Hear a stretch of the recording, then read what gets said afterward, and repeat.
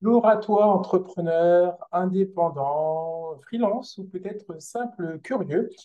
Bonjour alors pour une nouvelle vidéo et aujourd'hui on va attaquer un sujet qui peut être, je pense, pour celui qui est attaché à faire des ventes, qui est particulièrement intéressant puisque le sujet est l'argumentaire CAP et son casse pour mieux vendre. Donc je répète, donc c'est le guide, hein, voilà, c'est un argumentaire CAP.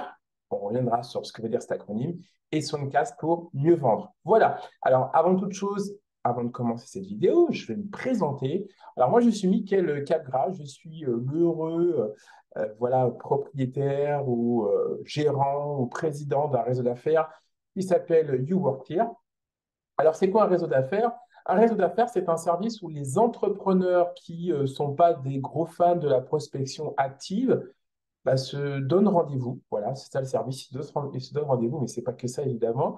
L'idée, c'est qu'ils sympathisent entre eux et qu'ils s'envoient, toujours entre eux, des clients. Alors, je donne un exemple que j'aime bien utiliser, qui est très parlant. Une agence web, mais il y a bien d'autres métiers, hein. Il n'y a pas qu'une agence web, c'est juste pour mon exemple, hein, faut pas rester focus, parce qu'on m'a déjà fait le coup. Donc, c'est mon exemple. Une agence web, donc elle vient de terminer un site web, c'était pourtant facile, pour l'un de ses clients. Et forcément, quand il y a un site web, se pose la question du contenu visuel ou écrit. Et ce n'est pas le métier de l'agence web.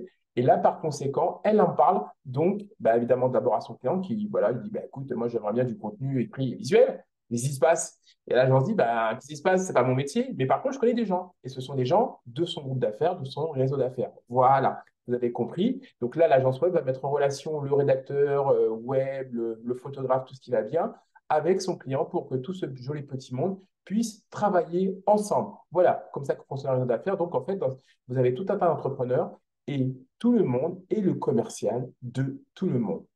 Voilà.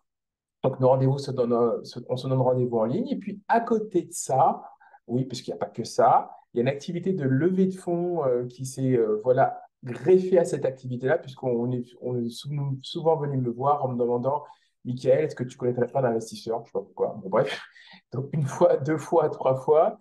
Et au bout d'un moment, bah, qu'est-ce que j'ai fait? Bah, on a lancé cette activité, on a saisi cette opportunité. Donc, si jamais toi, entrepreneur, qui regarde cette vidéo, qui est en situation de besoin de fonds pour ton entreprise, n'hésite pas à venir vers moi pour me poser la question, ce qu'on peut faire ensemble. Voilà.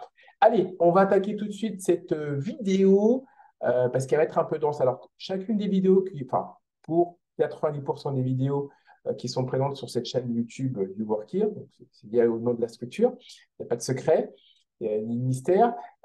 Donc, les vidéos s'efforcent de ne pas être trop longues pour avoir des choses immédiatement praticables et si tu souhaites aller plus loin, voilà, comme pour l'ensemble des vidéos qui sont présentes sur cette chaîne, tu as une fiche descriptive pour cette vidéo YouTube. Si, c'est moi qui l'ai fait, donc je sais ce qu'il y a dedans. Donc, dedans, il y a un lien qui t'emmène vers la partie écrite de ce que je vais dire là tout de suite. Voilà. Donc, si il y a des points que tu as trouvé intéressants, donc bah, tu peux toujours revenir sur cette vidéo si tu aimes bien entendre ma voix. Voilà, chacun son délire. Et sinon, bah, tu as la partie écrite qui va entrer un peu plus en détail avec des schémas, des visuels. Enfin, il y a peu de schémas, mais il y a de l'écrit en tout cas. Et puis, de temps en temps, il y a quelques schémas. Voilà. Donc là, l'idée, c'est de rendre l'information que je peux donner par écrit, elle est digeste. Mais s'il y en a qui ont vraiment l'estomac fragile, eh ben, une partie encore plus digeste avec cette partie orale. Allez, alors, avant de commencer dans le dur, puisque donc, dans l'association argumentaire CAP et son casse, je vais contextualiser un petit peu. Bon, ça, vous ne l'avez pas dans l'article écrit, mais bon, j'ai envie de le faire. Voilà. Donc, l'idée, c'est que quand vous êtes en discussion avec surtout un prospect, mais avec un client, ça marche aussi, parce que si vous voulez faire ce qu'on appelle de l'upselling ou cross-selling, donc en vendre plus, voilà, vous allez devoir revenir dans une situation de vente. Donc, si c'est un lead, ça paraît évident. Si c'est un client, on pourrait se dire, ah oui, mais des fois, on peut avoir besoin de vendre des services complémentaires ou upgrader son forfait. Et c'est là que le CAP et son case vont être très intéressants pour nous. Alors, l'idée, c'est que on parle peu, ou même si on parle peu, mais on parle beaucoup, mais on parle bien. Et on est efficace dans chacun des choix de ces mots. Voilà, c'est ça la philosophie de Cap et son casse. Voilà. Alors, une fois qu'on a dit ça, on va avancer un peu plus loin. D'abord, qu'est-ce qu'est la méthode son casse? Alors, la méthode son casse, ça part d'un principe suivant. C'est que quand vous vous mettez dans la position d'un acheteur, vous avez des références psychologiques. C'est-à-dire que, je vous donne un exemple. Si vous êtes père de famille et que vous achetez une voiture, vous n'allez pas, les motivations psychologiques ne vont pas être les mêmes que si, par exemple, vous êtes célibataire euh, et vous avez envie de faire une rencontre. Alors que dans le premier cas où vous êtes père de famille, bah, ça va être plutôt la sécurité qui va être un puissant levier pour acheter cette voiture. Alors que si vous êtes célibataire, ça va être plutôt des choses comme, par exemple, l'orgueil. Voilà, peut-être même la nouveauté. Vous voyez? Toujours dans mon registre voilà, ultra symbolique, si vous êtes père de famille, ça va être plutôt le confort qui va être des choses intéressantes pour vous. Voilà, bon, vous avez compris l'idée. Donc, quand chacun, tout le monde, voilà, collectivement, quand on fait un achat, on pense souvent que c'est la partie voilà, rationnelle. Or, c'est souvent des motivations voilà, émotionnelles qui vont entrer et qui vont voilà, prendre le stylo et signer à votre place. Alors, sur le 75, qu'est-ce que ça veut dire? Donc, c'est l'acronyme S pour sécurité, O pour orgueil, N pour nouveauté, C pour confort, A pour argent, S pour sympathie. Et on a un petit nouveau qui s'est ajouté, E pour éthique ou éventuellement environnement. Vous pouvez choisir. Voilà. Les gens qui sont comme moi, par exemple, moi je suis hyper sensible à l'écologie. Donc quand je fais mes achats, celui qui aura le petit logo voilà, pour l'environnement ou bio, voilà, a plus de chances d'attirer mon attention. Donc, une fois qu'on a dit ça, eh ben, l'idée, c'est que quand vous discutez avec votre contact, vous soyez en capacité d'identifier sur quel registre psychologique il est. Et là, comment on fait ça? Eh ben, voilà, on écoute son interlocuteur. Et alors, on regarde sur quel champ lexical il se place. Est-ce que c'est souvent sur des mots, ben, je reprends mon exemple, sécurité qui va poser. Alors, si c'est une voiture, alors j'ai pas de permis, donc je vais essayer de la jouer le mec qui s'y connaît un petit peu. ABS, je crois qu'il y a un ABS, système pour contrôler les roues de la voiture. Airbag, est-ce que c'est la dernière norme airbag, etc. Donc, vous avez compris l'idée. Voilà. Donc, à travers les questions, à travers les mots qu'il utilise, l'idée, c'est de cerner votre interlocuteur et ensuite eh ben, de pouvoir donner les bons arguments qui répondent bien à ce qu'il exprime comme besoin, voilà, ou motivation. Attention, je précise un point, c'est que, excusez-moi, au moins vous voyez que c'est pas moi, au moins vous voyez qu'il n'y a pas de montage dans cette vidéo. Donc, tout est vrai, tout est authentique, hein. Je vous balance la vidéo brute avec ses imperfections ou ses perfections. Voilà, c'est vous qui choisissez. Alors, ensuite, là, c'est le consultant en prise de parole en public qui parle, parce que j'ai aussi cette casquette. Oui, j'ai de nombreuses casquettes. Soyez aussi sensible à sa communication non verbale. Le communication non verbale, c'est important, mais il se trouve que nous, en tant qu'être humain, et très peu ayant fait du théâtre, sur l'ensemble de la planète, il y a des gens qui ont fait du théâtre beaucoup, mais si on prend un individu lambda, il n'a pas forcément fait du théâtre, et sa communication verbale peut parfois dire autant, si ce n'est plus, de choses que ce qu'il va vous dire verbalement. Donc, soyez sensible. Voilà, les silences, les regards détournés, les sourires, etc. Voilà. Essayez de le mettre en rapport avec ce qu'il vous dit et méfiance s'il y a un décalage entre ce que vous voyez et ce qu'il vous dit ou même l'ambiance. Voilà. Je ne sais pas, je vous donne un exemple. Si par exemple, il vous dit que le prix n'est pas un sujet pour lui, mais que vous voyez à sa tête qui fait une grimace, warning. Alors attention, dans ce registre de la psychologie non verbale et voilà, psychologie cognitive, attention quand même, rien n'est acté. Il faut toujours le remettre en rapport avec le contexte. Et si vous avez un doute, ne supposez pas, posez la question à votre interlocuteur. Voilà. C'est cette idée de pouvoir en fait comprendre ce que dit votre interlocuteur à travers ce qu'il dit ou ce qu'il témoigne avec sa communication non verbale. Ça doit être des signaux. Ça ne doit pas être des éléments pour dire ça c'est comme ça ou ça c'est comme ça. Voilà. C'est toujours re-questionner si vous avez un doute. Allez, on avance. Donc là, je pense que vous avez compris l'idée, c'est d'identifier où se positionne votre interlocuteur, sécurité ou confort ou quoi que ce soit. Voilà. Et ensuite, le cap. Alors, le cap, qu'est-ce que c'est?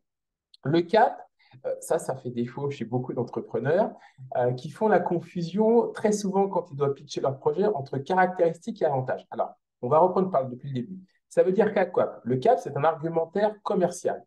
L'idée, c'est pour vous de faire la dissociation entre caractéristiques, avantages et preuves.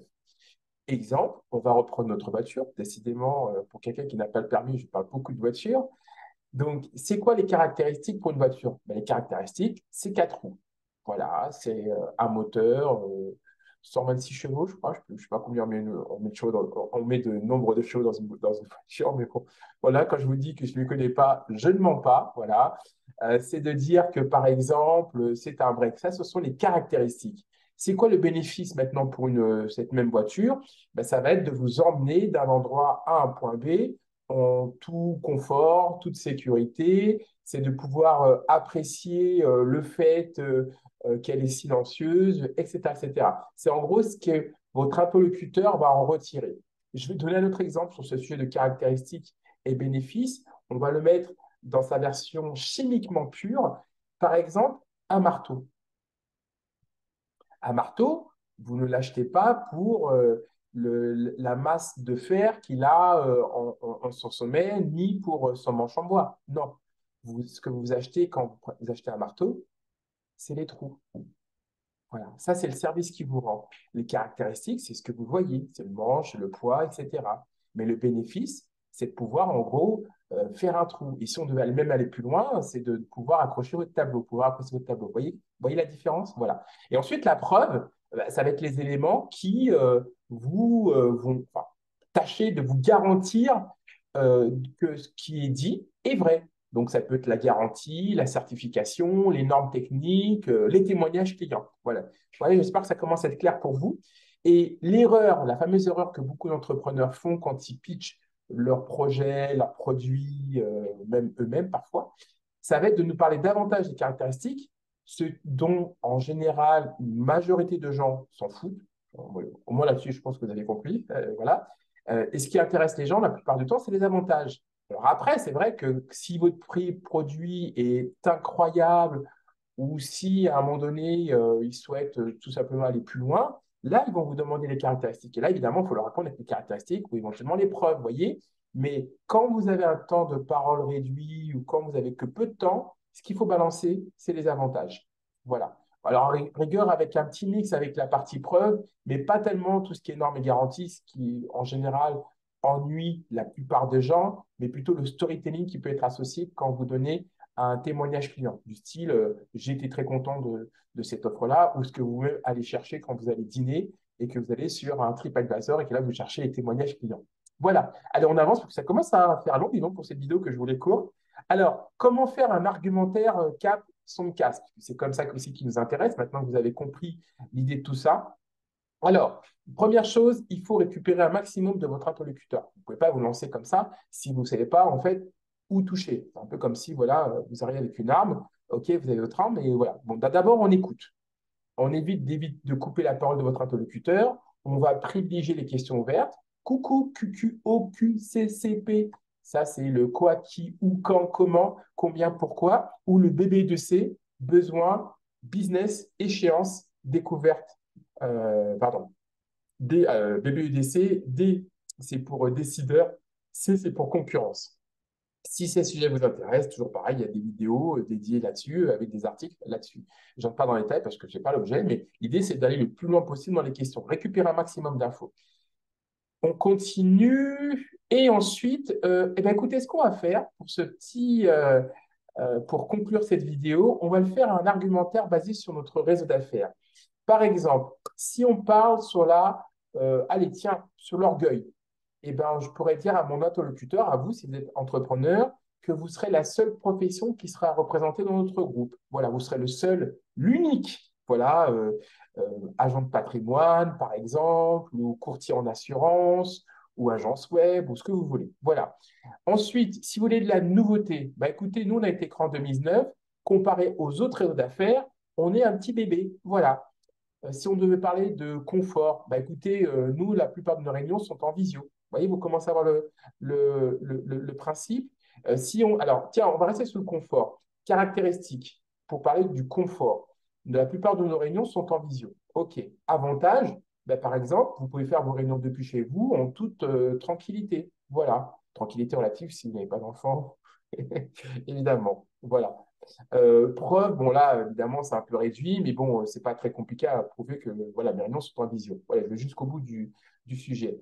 Par exemple, si on doit parler de la sympathie, eh ben, si on doit parler de la sympathie, pour parler des caractéristiques, on a un atelier de mastermind qui permet justement, alors pas de générer de la sympathie, mais de l'entraide qui, elle, indirectement, va générer de la sympathie entre les membres, puisque l'atelier de mastermind, si vous ne savez pas ce que c'est un atelier où, en fait, où on s'entraide. Un adhérent évoque une problématique et les autres participants à la réunion essayent de lui trouver une solution. Voilà. L'avantage, c'est que si vous en bénéficiez, vous avez des solutions à votre problème, ce qui rend les choses quand même plus sympathiques vis-à-vis des autres personnes qui vous ont aidé. Voilà. Vous avez compris, j'espère, le principe du cap son casse. Donc, je fais une petite récap, hein. Donc, la méthode son casse, je le rappelle, c'est de déterminer le profil psychologique de votre interlocuteur. Est-ce qu'il se base sur la sécurité, orgueil, nouveauté, confort, argent, S, c'est pour sympathie. Et puis maintenant, le petit E, éthique ou environnement. Je précise, on peut être sur plusieurs caractéristiques psychologiques, hein. Donc, l'idée, c'est de bien comprendre sur quel profil psychologique se situe votre interlocuteur et évidemment d'y répondre. Donc, ça demande une écoute particulièrement active, voilà, en privilégiant les questions ouvertes. Les techniques de questionnement, il y a plein de vidéos là-dessus sur la chaîne que je vous invite à consulter. Donc, QQOCP, BBEDC, voilà. Et aussi les meilleures techniques de vente B2B.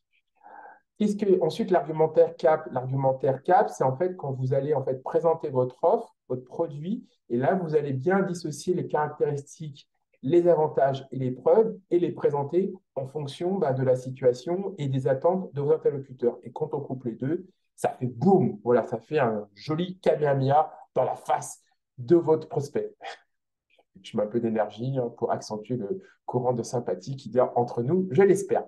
Voilà, et bien écoutez, on a terminé cette vidéo qui était bien dense. Si vous voulez aller plus loin, comme je vous ai indiqué, il y a une vidéo, enfin un article écrit, pardon, dont vous pourrez trouver le lien dans la fiche descriptive de cette vidéo. Voilà, si vous avez vous avez adoré cette vidéo, ben, vous faites un like. Si vous avez appris des choses, vous mettez un like. Si ça vous a rappelé des petits souvenirs, vous mettez un like. Si vous avez détesté cette vidéo, vous mettez aussi un like. Je le tente aussi, on ne sait jamais. Voilà. Et puis, on se retrouve pour une prochaine vidéo. Merci d'être resté jusqu'à là.